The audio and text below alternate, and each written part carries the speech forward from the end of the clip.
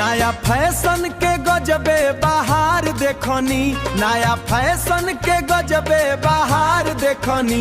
मुँह पर पर्दा बा ढोड़ी उघार देखनी, मुँह पर पर्दा बा ढोड़ी उघार देखनी। लोके अखिया से सगरो बाए पार देखनी, लोके अखिया से सगरो बाए पार देखनी। मुँह पर पर्दा बा ढोड़ी उघार देखनी, मुँह पर पर्दा बा ढोड़ी उघार देखनी। ओ रूपवा सजावे खूबे कोई के सिंगारावा, चलेली डगरिया में लहरैया चलावा, चले डगरिया में लहरैया चलावा, चले डगरी चलावा। इने जावे खूब कोई के सिंगारावा, चलेली डगरिया में लहरैया चलावा, चले डगरिया में लहरैया चलावा, चले डगरी चलावा। इनका चोलिया में दू गो अनार देखनी, इनका चोलिया में दू गो अनार देखनी।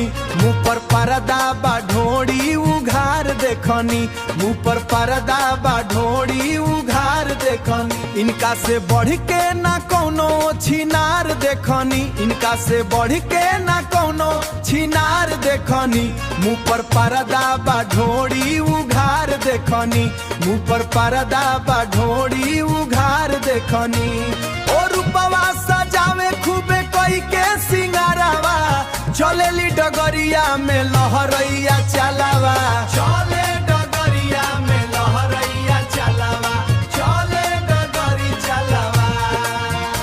इने जावे खूब कोई के सिंगारावा, चलेली डगरिया में लहरैया चलावा, चले डगरिया में लहरैया चलावा, चले डगरी चलावा। गावे राजा मुन्ना गावे बेसुमार देखनी, गावे राजा मुन्ना गावे बेसुमार देखनी।